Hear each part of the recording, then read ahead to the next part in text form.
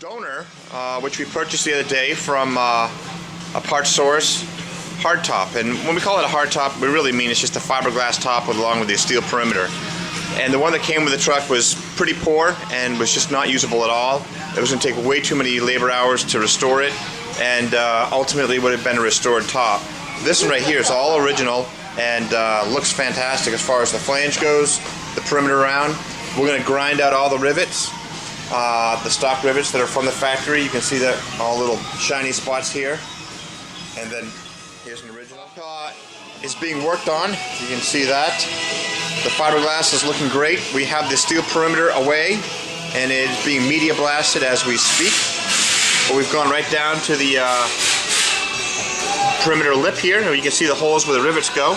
And we're just cleaning it up with a disc type grinder, going in and going through the whole thing. Paint remover, and we're applying it to the whole gel coat on the top, and just removing a thin layer of the paint on there and/or gel. The fiberglass portion all stripped down real nice.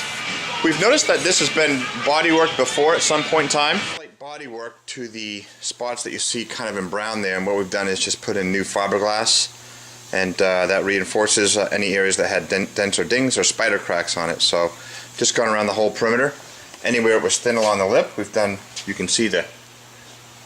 From the aluminum oxide blasters, we can see that we have the perimeter here. Nice job on that. There's a few little holes here and there that we're going to have to address.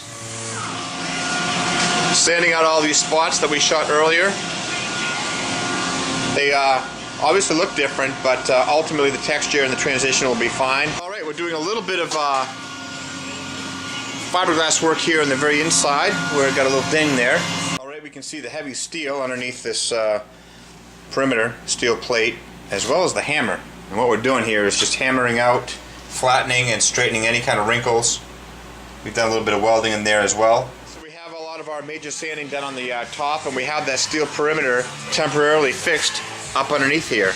And you can see that it's all sandblasted. We've done a lot of straightening on it to make sure it's arrow straight down there. All those spots that were at one point a little warped and whatnot, we've done our spot blasting, spot welding, TIG welding around all those deficits. And again, it's hard to see some of the detail here, but it's really, really straight. It fits in here really well.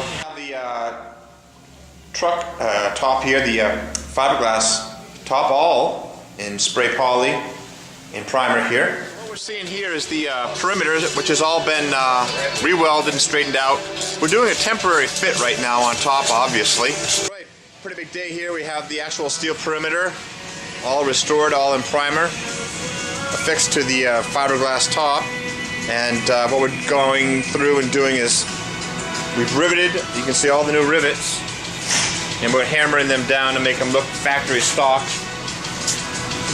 And it's a process that, well, there must be 100 rivets here. Moving forward with this, we have the perimeter all riveted on, looks real nice. We're taking the front flange and affixing that. It's painting in a seam sealer slash, it's a high build self-leveling seam sealer by 3M. Actually, no, by SEM, excuse me, SEM, right up in here. And we're just going to do a couple different coats of this. Paint on the top came out very nice. Really is spectacular. Just like they do at the factory, they dab on a little bit of the, you can barely see it here, it's kind of having trouble focusing, but they dab on a little seam sealer on the top there.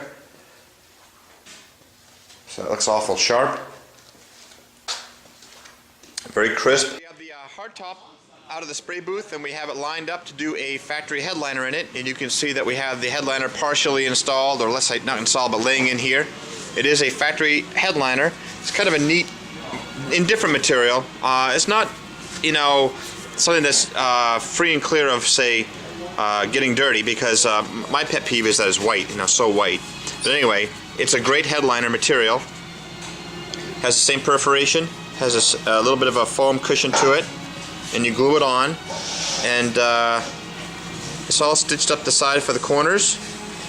Goes right across the whole thing, and it's stitched right here in the middle because it's so wide that they have to bring two pieces together just like they did at the factory.